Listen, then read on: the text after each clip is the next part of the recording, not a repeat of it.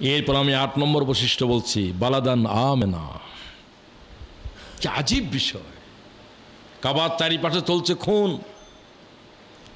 হুদুদের বাইরে চলতেছে অত্যাচার, নারী দর্শন, শরাব, জেনা, ব্যভিচার। একটা জায়গাকে আল্লাহ হাজার হাজার বছর ধরে খুন, অত্যাচার, জুলুম থেকে নিরাপদ আমান রেখে দিয়েছে। সুবহানাল্লাহ। ইব্রাহিম আলাইহিস সালামের যুগের থেকে কাফেরদের যুগেও হুদুদে কাবা কি ছিল? আমেনা। আল্লাহ কোরআন শরীফে বলছে,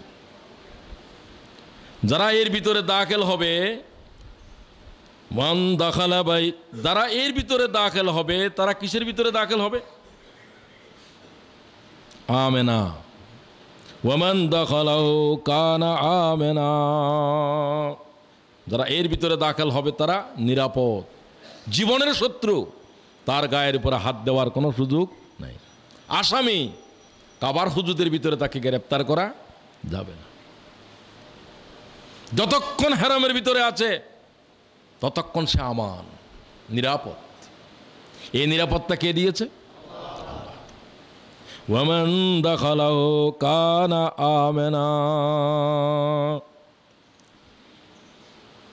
ইব্রাহিম আলাইহিস সালাম এই দোয়াই করেছেন, ওয়াইজ ক্বালা ইব্রাহিম রাব্বি জাআল হাযা বালাদান আমেনা। আল্লাহ তুমি এ নগরীকে কি করো? বালাদান ওয়াজনুবনি ওয়া বানিয়া আন না'বুদাল আসনাম। আমাদেরকে দূরে রাখো মূর্তি পূজার অভিশাপ থেকে, আমাকে আমার আওলাদদেরকে। وقال تعالى أولم نمكن لهم حراما آمنا। আল্লাহু আকবার। মানুষেরা কি দেখছে না? সমগ্র পৃথিবীর মানব জাতির জন্য একটি জায়গাকে আমান করে দিয়েছি। রাসূল পাকের দুনিয়ায় আসার ২৫০০ বছর আগে ইব্রাহিম আলাইহিস সালাম দুনিয়া আসতেছে। সেই থেকে আরো ১৫০০-২০০০ বছরে পর আমরা এখনো পর্যন্ত আল্লাহর কাবার হুদুদ আমান। সুবহানাল্লাহ। আল্লাহ কসম করেছে, ওয়াত্তিন ওয়াজ্জাইতুন ওয়া তুর সিনিন ওয়া হাযাল বালাদিল আমিন। এই নিরাপদ নগরীর কসম, সিনাই পর্বতের কসম, তুর পাহাড় যেখানে মুসা আলাইহিস সালামের ওহী আল্লাহর অবতীর্ণ করেছিলেন, সেই স্মৃতি বিজড়িত। এবং আল্লাহ বালাদুল আমিন বলছে এটাকে। আওয়ালাম ইয়ারাউ আন্না জাআলনা হারামান আমেনা ওয়া ইউতাখাত্তাফান নাস মিন হাওলিহিম। তোমরা কি দেখছো না যার চারিপাশে লুণ্ঠন চলছে?